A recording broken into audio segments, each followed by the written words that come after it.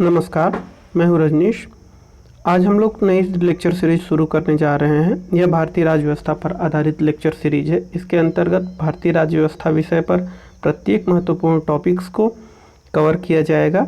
यह भारतीय राज्य व्यवस्था का पेपर जीएस पेपर 2 और अन्य प्रतियोगी परीक्षाओं के लिए, राजनीति विज्ञान के विद्यार्थियों के लिए, नेट जेआरएफ की तैयारी करने वाले विद्यार्थियों के लिए महत्वपूर्ण होगा। आज जिस विषय पर हम चर्चा करेंगे वह है संवैधानिक इतिहास 1773 से लेकर 1858 तक। तो आइए शुरू करते हैं। सबसे पहले हमें भारतीय राज्य व्यवस्था की ऐतिहासिक पृष्ठभूमि को जानना पड़ेगा। तो उस समय के इतिहास पर चलते हैं। जब भारत अंग्रेज़ों का गुलाम नहीं हुआ था, उस समय विदेशी व्यापारिक कंपनियां, कई देशों की व्यापारिक कंपनियां भारत में व्यापार करने के लिए आई थी। उन्हीं में से ईस्ट इंडिया कंपनी, जो ब्रिटिश ईस्ट इंडिया कंपनी थी, वह भी उन्हीं में से एक थी। British east India company Bharat में व्यापार करने के लिए आई, लेकिन यहाँ की राजनीतिक अस्थिरता और राजवंशों रजवाड़ों की कमजोरियों को देखते हुए उसने राजनीतिक कार्यों में भी हस्तक्षेप करना शुरू कर दिया। अब कंपनी अपने युद्ध और अपनी सैन्य बल के प्रयोग से और राजनीतिक अस्थिरता का लाभ उठा करके उसने राजनीतिक कार्यों को में हस्तक्षेप करते हुए और राज्यों को अपने अधीन बनाना शुरू किया। इसमें से कंपनी ने जब राज्यों को अपने अधीन बनाना शुरू किया, उसमें महत्वपूर्ण 3 प्रमुख घटनाएं, जैसे प्लासी का युद्ध हुआ, उसके पश्चात बक्सर का युद्ध हुआ, इलाहाबाद की संधि हुई। तो यह सब हो जाने के कारण से कंपनी के व्यापारिक कार्यों के साथ साथ प्रशासनिक और राजनीतिक कार्य भी बढ़ गए। अब व्यापारिक कार्यों के अलावा प्रशासनिक और राजनीतिक कार्यों के बढ़ जाने से ब्रिटिश संसद ने उसे नियमित और नियंत्रित करने का प्रयास किया, और इसी नियमित और नियंत्रित करने के प्रयास में पहला जो एक्ट पारित हुआ वह 1773 का एक्ट है। तो इस तरह से 1773 जो वर्ष है वह महत्वपूर्ण वर्ष है, क्योंकि इस पहली बार ब्रिटिश संसद ने भारतीय क्षेत्र के लिए, जो कंपनी के अधीन क्षेत्र था, उस क्षेत्र के लिए पहली बार ब्रिटिश संसद ने कोई अधिनियम पारित किया। तो यह 1773 से लेकर के 1858 तक का जो वर्ष है, समय है, उस समय में कंपनी का शासन भारतीय क्षेत्र पर रहा, और यह आज की चर्चा का विषय है। तो सबसे पहले देख लेते हैं 1773 का रेगुलेटिंग एक्ट। यह रेगुलेटिंग एक्ट इसलिए कहलाता है क्योंकि यह कंपनी के कार्यों को विनियमित करने के लिए लाया गया। कंपनी को नियमित और नियंत्रित करने के प्रयास से, ईस्ट इंडिया कंपनी को नियमित और नियंत्रित करने के प्रयास से ब्रिटिश संसद द्वारा लाया गया। इसमें 2 अन्य महत्वपूर्ण बातें भी हैं। पहली बात यह कि इस अधिनियम के माध्यम से ब्रिटिश संसद ने कंपनी के प्रशासनिक और राजनीतिक कार्यों को मान्यता प्रदान की। अभी तक कंपनी केवल व्यापारिक कार्य किया करती थी, किंतु अब इस अधिनियम के बाद राजनीतिक और प्रशासनिक कार्यों को भी ब्रिटिश संसद द्वारा मान्यता प्रदान कर दी गई। इसके अलावा भारत में केंद्रीकृत शासन प्रणाली की शुरुआत सबसे पहले 1773 के रेगुलेटिंग एक्ट में देखने को मिलती है। तो यह 3 महत्वपूर्ण कारण थे जिसके कारण से 1773 का रेगुलेटिंग एक्ट पढ़ा जाता है। तो आइए जानते हैं 1773 के रेगुलेटिंग एक्ट की कुछ महत्वपूर्ण बातें। सबसे पहले हमें यह जानना होगा कि जिस समय 1773 का रेगुलेटिंग एक्ट आया, उस समय की स्थितियाँ क्या थीं।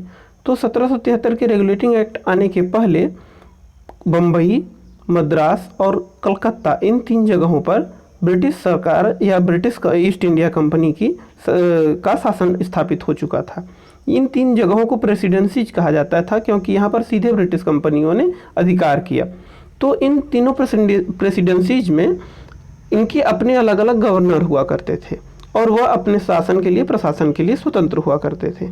पहली बार 1773 में जो रेगुलेटिंग एक्ट आया, उसने यह कहा, उसमें यह महत्वपूर्ण बात थी कि बंगाल का जो, यानी कलकत्ता प्रेसिडेंसी का जो गवर्नर था, उसे गवर्नर जनरल बना दिया गया, और उसकी मदद के लिए 4 सदस्यीय कार्यकारी परिषद का गठन किया गया। अब यहाँ पर महत्वपूर्ण बात यह है कि कंपनी के कार्यों को ब्रिटिश संसद द्वारा मान्यता दी गई और उस कार्यों को रेगुलेट किया गया। पहला रेगुलेशन क्या हुआ कि जो बंगाल का गवर्नर था, उस गवर्नर को गवर्नर जनरल बना दिया गया। पहले गवर्नर जनरल वारेन हेस्टिंग्स को बनाया गया, और उसकी मदद के लिए 4 सदस्यों की एक परिषद का गठन किया गया, जिसे कार्यकारी परिषद या कार्यपालिकी परिषद कहा जाता है। इसके अलावा 2 अन्य प्रेसिडेंसीज के गवर्नर भी थे, बम्बई और मद्रास के। तो उन्हें यह नियम बना करके बम्बई और मद्रास के गवर्नर को बंगाल के गवर्नर जनरल के अधीन कर दिया गया। अभी तक बम्बई, मद्रास और कलकत्ता तीनों के गवर्नर अपने अपने कार्यक्षेत्रों में स्वतंत्र थे और समान थे, किंतु अब बम्बई और मद्रास के गवर्नर को बंगाल के गवर्नर जनरल के अधीन कर दिया गया। एक अन्य महत्वपूर्ण बात हुई, 1774 में उच्चतम न्यायालय की स्थापना हुई। रेगुलेटिंग एक्ट में ही यह प्रावधान किया गया कि एक केंद्रीकृत न्यायालय की स्थापना की जानी चाहिए, जो 1774 में 1 साल बाद हो सका। तो 1774 में उच्चतम न्यायालय की स्थापना कलकत्ता में की गई। उस न्यायालय में मुख्य न्यायाधीश, एक मुख्य न्यायाधीश और 3 अन्य न्यायाधीश का प्रावधान किया गया। तो रेगुलेटिंग एक्ट की यह भी एक महत्वपूर्ण बात थी। केंद्रीकृत प्रशासन के साथ साथ केंद्रीकृत न्यायपालिका की भी शुरुआत की गई। इसके अलावा उस समय कंपनी में भ्रष्टाचार की जो स्थिति थी बहुत ही शोचनीय हो गई थी। कंपनी के जो अधिकारी थे वो रिश्वत लेने में, निजी व्यापार करने में लगे रहते थे। इसलिए कंपनी के कर्मचारियों के लिए यह प्रतिबंध लगाया गया कि वह दूसरे लोगों से उपहार नहीं ले सकते, रिश्वत नहीं ले सकते और कंपनी के अलावा अपने निजी व्यापार का संचालन नहीं कर सकते। तो इस तरह से कंपनी के घाटे को, कंपनी में व्याप्त भ्रष्टाचार को दूर करने का भी प्रयास किया गया। एक अन्य बात जो महत्वपूर्ण है वह रेगुलेटिंग एक्ट की, वो यह है कि इसके माध्यम से एक कोर्ट ऑफ डायरेक्टर्स की स्थापना की गई। ये कोर्ट ऑफ डायरेक्टर्स जो था वह कंपनी पर नियंत्रण करता था, कंपनी को निर्देशित करता था कि किस तरह से कंपनी के कार्य को चलाया जाए। और इसमें ब्रिटिश संसद या सरकार के सदस्य हुआ करते थे। ज़्यादातर वो लोग जिनका कंपनी में शेयर्स होता था, जो लॉर्ड सभा के मेंबर्स होते थे या ब्रिटिश प्रशासनिक अधिकारी होते थे, उन्हीं लोगों को कोर्ट्स ऑफ डायरेक्टर्स का मेंबर बनाया जाता था। तो कोर्ट्स ऑफ डायरेक्टर्स के माध्यम से कंपनी पर नियंत्रण करने का प्रयास किया गया। नागरिक और राजस्व मामलों की जितनी भी घटनाएं होती थी, जो भी जानकारी होती थी, वह कोर्ट ऑफ डायरेक्टर्स संसद के माध्यम से सरकार तक पहुंचाती थी, संसद को सूचित करती थी और इस तरह से कोर्ट ऑफ डायरेक्टर्स के माध्यम से ब्रिटिश संसद पर नियंत्रण बना रहता था। अब 1773 का जो रेगुलेटिंग एक्ट था उसकी अपनी कुछ परेशानियां थी और उन परेशानियों के साथ को दूर करने के लिए अगला एक्ट पारित किया गया, जो 1784 का पिट्स इंडिया एक्ट है। तो आइए जान लेते हैं कि 1773 के एक्ट को किस तरह से सुधार करके पिट्स इंडिया एक्ट लाया गया। कंपनी के राजनीतिक और व्यापारिक कार्यों को इसमें अलग कर दिया गया। अभी तक क्या होता था कि कंपनी के राजनीतिक और व्यापारिक कार्य एक ही होते थे। जैसे 1773 का हमने रेगुलेटिंग एक्ट पढ़ा, उसमें एक ही प्रशासनिक व्यवस्था थी जो कि राजनीतिक और व्यापारिक दोनों कार्य करती थी और इस कारण से दोनों कार्यों में अव्यवस्था की स्थिति बन गई थी। तो अगले एक्ट में यानी 1784 के एक्ट में कंपनी के राजनीतिक और व्यापारिक कार्यों को अलग अलग कर दिया गया। इसके साथ साथ कंपनी में द्वैध शासन व्यवस्था की शुरुआत की गई। द्वैध शासन व्यवस्था क्या है कि 2 तरह की शासन पद्धति। पहला कि व्यापारिक मामलों के लिए एक निदेशक मंडल का गठन किया गया। निदेशक मंडल अर्थात कोर्ट ऑफ डायरेक्टर्स, और राजनीतिक मामलों के लिए एक नियंत्रक बोर्ड यानी बोर्ड ऑफ कंट्रोल। तो इस तरह से 2 कामों के लिए 2 अलग अलग लोग हुए। व्यापारिक कार्यों के लिए जो निदेशक मंडल था और राजनीतिक कार्यों के लिए नियंत्रक बोर्ड। तो इस तरह से 2 कार्यों के लिए अलग अलग दो संस्थाएं गठित की गई। इसलिए पहली बार द्वैध शासन की शुरुआत 1784 के पिट्स इंडिया एक्ट में देखी जा सकती है। पिट्स इंडिया एक्ट की एक अन्य महत्वपूर्ण बात है, वह है कंपनी के अधीन भारतीय क्षेत्र को ब्रिटिश आधिपत्य का क्षेत्र कहा जाना। इस एक्ट में पहली बार जो भारतीय क्षेत्र कंपनी के अधीन थे उन्हें ब्रिटिश आधिपत्य का क्षेत्र कहा गया, वह क्षेत्र जो कि ब्रिटेन सरकार के अधीन है। ब्रिटिश सरकार को कंपनी के कार्यों पर इस 1784 के पिट्स इंडिया एक्ट के माध्यम से नियंत्रण प्राप्त हो गया और अब ब्रिटिश संसद ये अपने बोर्ड ऑफ कंट्रोल के माध्यम से, बोर्ड ऑफ डायरेक्टर्स के माध्यम से ब्रिटिश सरकार का कंपनी पर नियंत्रण हो गया। 1784 के पिट्स इंडिया एक्ट की भी अपनी कुछ खामियां थी। धीरे धीरे वहाँ पर भी कुछ परेशानियां उत्पन्न हुई और भारतीय क्षेत्र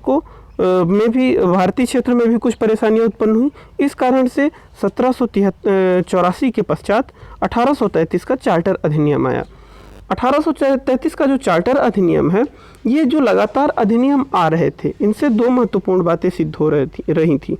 पहली बात ये कि कंपनी के शासनकाल को लगातार बढ़ाया जा रहा था और दूसरी बात ये कि कंपनी के शासन पर संसद का यानी ब्रिटिश सरकार का नियंत्रण स्थापित किया जा रहा था।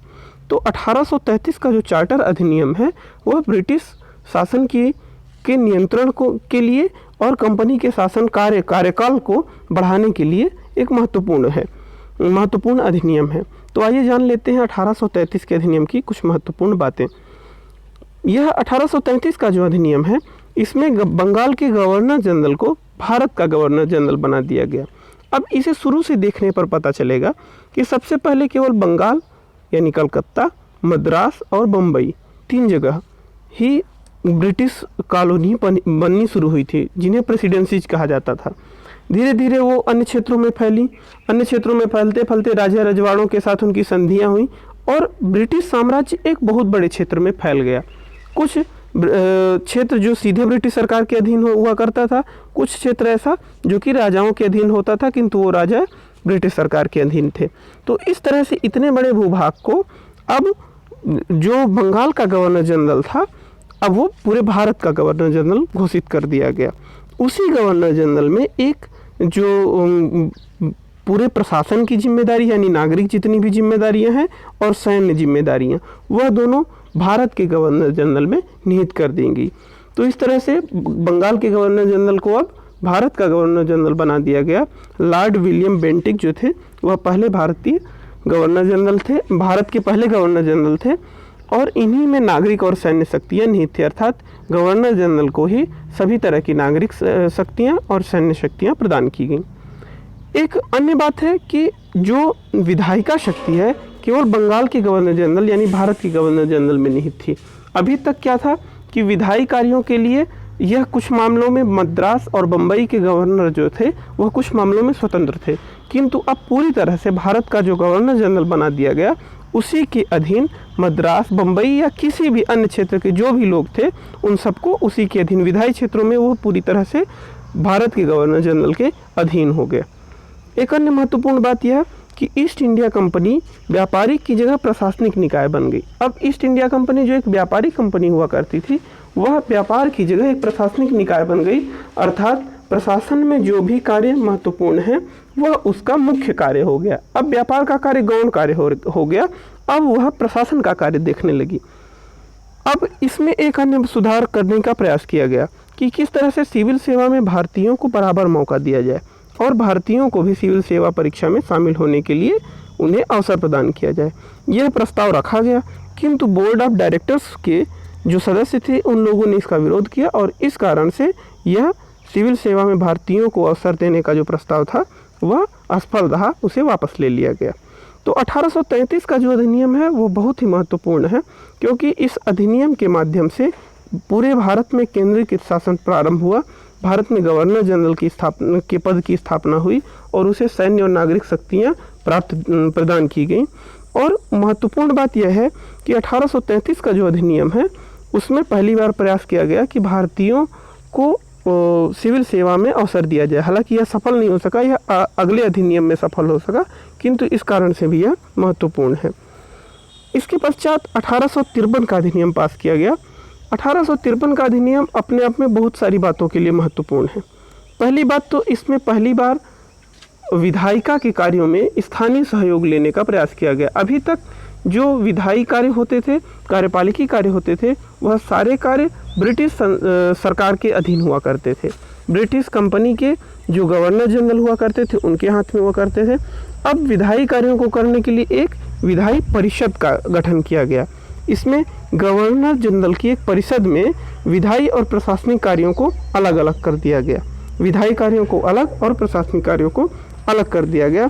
विधायी कार्यों के लिए 6 नए सदस्यों को जोड़ा गया। अब ये जो विधायी कार्य थे उनके लिए 6 नए सदस्यों को जोड़ा गया, जो उसकी कार्यपालिकी परिषद थी। गवर्नर जनरल की जो कार्यपालिकी परिषद थी उसी में 6 अन्य सदस्यों को जोड़ करके एक नई परिषद बनाई गई, विधान परिषद। यह विधान परिषद भारत में वास्तव में लोकतांत्रिक प्रक्रिया की शुरुआत थी। जिस तरह से ब्रिटेन में ब्रिटिश संसद होती है उसी तरह से भारत में एक विधान परिषद की स्थापना की गई, जिसमें 6 सदस्य हुआ करते थे और यह कुछ ब्रिटिश संसद की तरह लोकतांत्रिक प्रक्रिया का पालन करती थी, अर्थात विधायी कार्यों के लिए नियम कानून बनाने का कार्य करती थी। एक अन्य महत्वपूर्ण बात 1853 के चार्टर की है, वह यह है कि खुली प्रतियोगिता के आधार पर सिविल सेवकों के चयन की प्रक्रिया शुरू की गई और उसके लिए मैकाले समिति की नियुक्ति की गई। 1853 की चार्टर अधिनियम में यह कहा गया कि अब जो सिविल सेवा की परीक्षा होगी उसमें भारतीयों को भी खुली जो प्रतियोगी परीक्षाएं हैं उसके आधार पर चयन किया जाएगा, भारतीयों को भी अवसर दिया जाएगा कि वह उसमें भाग ले सकें। और इसके लिए एक मैकाले समिति की स्थापना की गई जो 1854 में स्थापित की गई, जो कि यह इसके लिए कुछ महत्वपूर्ण सिफारिशें या कुछ महत्वपूर्ण नियम निर्माण कर सके। विधान परिषद में स्थानीय लोगों को भी प्रतिनिधित्व दिया गया। अभी तक जो कार्यपालिकी परिषद हुआ करती थी गवर्नर जनरल की, उसमें केवल ब्रिटिश लोग ही हुआ करते थे। अब स्थानीय लोगों को भी उसमें जोड़ा गया, यानी भारतीयों को भी विधान परिषद में प्रतिनिधित्व दिया गया। यह प्रतिनिधित्व बहुत ही सीमित था, किंतु नाम के लिए पहली बार कुछ भारतीयों को, 3 भारतीयों को इसमें जोड़ा गया। अब की बार कंपनी के शासन के वर्षों को नहीं बढ़ाया गया।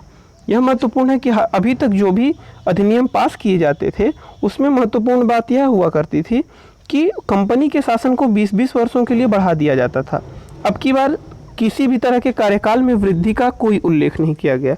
तो अब यह देखने में लगने लगा कि जल्द ही 1853 के अधिनियम के बाद से यह पता चलने लगा कि अब जल्द ही कंपनी का शासन समाप्त होगा और उसकी जगह ब्रिटिश सरकार ले लेगी। अब महत्वपूर्ण बात जो अगला अधिनियम है वह है 1858 का भारत शासन अधिनियम। 1858 के भारत शासन अधिनियम के पहले कुछ घटनाएं घटी, जिसमें 1857 का जो भारतीय प्रथम स्वतंत्रता संग्राम था वह महत्वपूर्ण है। उसके कारण से भारतीय स्वतंत्रता संग्राम को के कारण पूरे देश में उथल पुथल मच गई और देश के प्रत्येक क्षेत्र में, प्रत्येक वर्ग में, गांव में, शहरों में सभी जगह विद्रोह की लहर दौड़ गई, जो कि भारतीय क्षेत्र को ब्रिटिश पराधीनता से मुक्त कराना चाहती थी। अब हालांकि यह प्रयास तो असफल रह गया, किंतु इससे बहुत सारे परिवर्तन आए। इन परिवर्तन में पहला परिवर्तन 1858 का भारत शासन अधिनियम है। भारत शासन अधिनियम के आने के पश्चात कुछ चीज़ें बदल गईं, जैसे भारत में अब कंपनी का राज समाप्त कर दिया गया। कंपनी की जगह ब्रिटिश संसद ने सीधे अपने हाथ में भारत के शासन को ले लिया। अब वह कंपनी के माध्यम से शासन नहीं करके बल्कि अपने प्रतिनिधियों के माध्यम से शासन करती थी। तो क्या क्या महत्वपूर्ण परिवर्तन हुए? पहला, कंपनी की जगह ब्रिटिश सरकार के अधीन वायसराय की नियुक्ति की गई। अब कंपनी अभी तक जो गवर्नर जनरल की नियुक्ति करता था उसकी जगह वायसराय की नियुक्ति हुई, और वह नियुक्ति कौन किया? उसकी नियुक्ति की गई ब्रिटिश सरकार के द्वारा। इसमें प्रथम वायसराय लॉर्ड कैनिंग को बनाया गया। जो लॉर्ड कैनिंग थे वह भारत के प्रथम वायसराय थे। 1858 के भारत शासन अधिनियम के द्वारा यह पद स्थापित किया गया था। इस अधिनियम के माध्यम से बोर्ड ऑफ कंट्रोल और कोर्ट ऑफ डायरेक्टर्स ये दोनों को समाप्त कर दिया गया। हमने बताया ना कि प्रशासनिक और व्यापारिक कार्यों के लिए अलग अलग 2 बनाए गए थे। द्वैध शासन की जब शुरुआत की गई थी तो इन दोनों को समाप्त कर दिया गया और इस तरह से द्वैध शासन पद्धति जो थी वह भी समाप्त हो गई। भारत के राज्य सचिव के पद का सृजन किया गया। अब इस चीज़ को समझिए कि जब गवर्नर जनरल की जगह वायसराय आ गए, मतलब पद का परिवर्तन कर दिया गया, अब उनकी नियुक्ति ब्रिटिश सरकार करेगी, कंपनी के द्वारा नहीं होगी। तो अब इन कार्यों को कैसे किया जाएगा? ब्रिटिश सरकार किस तरह से उस पर नियंत्रण रखेगी? तो ब्रिटिश सरकार ने एक कैबिनेट मंत्री के स्तर के पद का सृजन किया। वह पद है भारत सचिव। भारत सचिव नाम के पद का सृजन किया, यानी सेक्रेटरी स्टेट ऑफ इंडिया। यह जो भारत सचिव का पद है वह ब्रिटिश सरकार के द्वारा इसकी नियुक्ति होगी और यह ब्रिटिश कैबिनेट के सदस्य की तरह शक्तिशाली होगा और अपने कार्यों के लिए ब्रिटिश संसद के प्रति उत्तरदायी होगा। भारत सचिव की अध्यक्षता में एक 15 सदस्यीय भारत परिषद का भी गठन किया गया। काउंसिल ऑफ इंडिया का जो गठन किया गया वह भारत परिषद इस भारत सचिव की मदद करेगी उसके विधायी कार्यों के लिए, उसको सलाह देने के लिए। अब तो सारे विधायी कार्य ब्रिटिश संसद में निहित हैं, किंतु भारत के संदर्भ में जो मुद्दे होंगे उनके बारे में निर्णय लेने के लिए भारत सचिव की मदद के लिए एक भारत परिषद का गठन किया गया। इसके अलावा अधिनियम का यह उद्देश्य था कि भारत की शासन प्रणाली में सुधार। अब यहाँ पर यह समझना है कि जो 1858 का अधिनियम पारित हुआ उसमें अभी तक जितने भी अधिनियम थे उनमें जो कमियां थी उन्हें सुधारने का मुख्य उद्देश्य नहीं था। बल्कि यह मुख्य उद्देश्य था कि जिस तरह से यह भारतीय स्वतंत्रता संग्राम शुरू हुआ, जो विद्रोह शुरू हुआ, वह विद्रोह दोबारा ना हो सके, बल्कि प्रशासन की और प्रशासनिक व्यवस्था की इस तरह से इंतजाम किए जाएं जिससे कि भारत को ज़्यादा से ज़्यादा दिनों तक ब्रिटिश अधीनता में रखा जा सके। तो 1858 के अधिनियम में सुधार की नहीं बल्कि नियंत्रण का प्रयास किया गया और इसीलिए केंद्रीय तत्व की प्रधानता होती गई, मतलब केंद्रीय शासन और ज़्यादा बलशाली होता गया।